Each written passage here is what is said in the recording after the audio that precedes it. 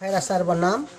জলফাইখিনি মই সিজাই লৈছোঁ, এনেকৈ সিজাই লৈছোঁ। ঠাৰিখিনি বাছি দিম, ধুই পেলাই সিজাই লৈছোঁ।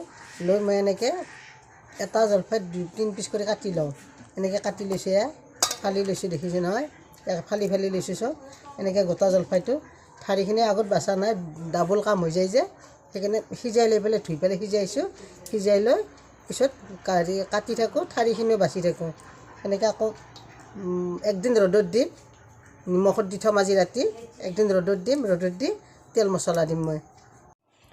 এইখিনি শুকান জলকীয়া, মই অকণমান জলকীয়াখিনি তেল সানি ল'ম। তেল সানি ল'লে তেতিয়া জলকীয়া পাউডাৰটো উৰি নাযায়, মিক্সিত পিচিবলৈ ভাল। অকণমান তেল সানি যদি কেৰাহীটোত গৰম কৰি দিওঁ, তেতিয়া ধুনীয়াকৈ গুড়িখিনি হৈ যাব। আচাৰত দিয়া মছলা, মই আচাৰত সৰিয়হ দিওঁ। সৰিয়হখিনি ধুই ৰ'দত শুকাইছোঁ। বেছি ৰ'দত শুকালে মৰমৰীয়া যদি হয়, তথাপিতো হৈ যাব। বেছি শুকোৱা নাছিলে, সেইকাৰণে মই কেৰাহীটোত অকণমান গৰম কৰি লৈছোঁ এইখিনি সৰিয়হ। আৰু মই এটা মছলা দিওঁ, কি পাঁচফোৰণ।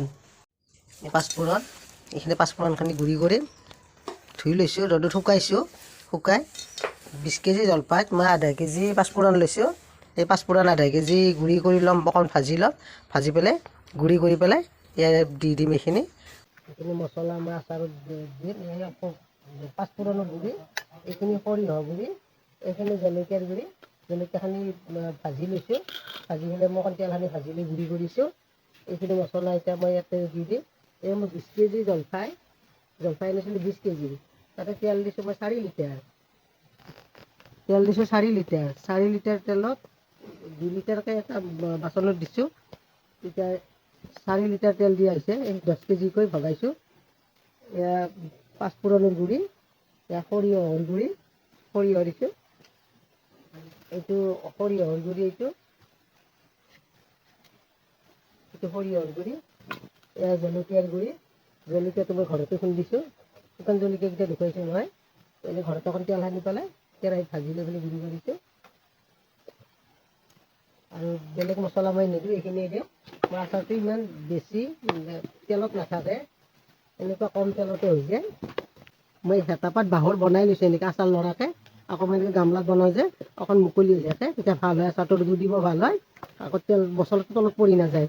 এনেকৈ লৰাই থাকিলে তল ওপৰ কৰি, তেতিয়া আচাৰখিনি ধুনীয়া হৈ থাকে। দেখিছেনে কি ধুনীয়া কালাৰ হৈছে, কি ধুনীয়া চেণ্ট আহিছে এতিয়া আচাৰটো। এতিয়া দেখিছে নহয়, এনেকৈ এপাত বনাই ল'লে লৰাব ভাল। আচাৰটো কি ধুনীয়া কালাৰ হৈছে, দেখিছে নহয়। লচোন এনেকৈ বনাই ল'বচোন, খাবলৈ টেষ্টি হয় এনেকুৱা আচাৰটো। তেল বেছি দিয়া নাই, চাওক 10 কেজিত 2 লিটাৰ তেল দিছোঁ। চাওক জেগাটো কেনেকৈ খালী কৰি দেখিছোঁ মই। চাওক কেনেকুৱা খালী হৈছে, ইয়াতে তেল নাই, মছলা হৈ গৈছে। মই এনেকৈ তেল এনেকৈ বনাই থৈ দিওঁ।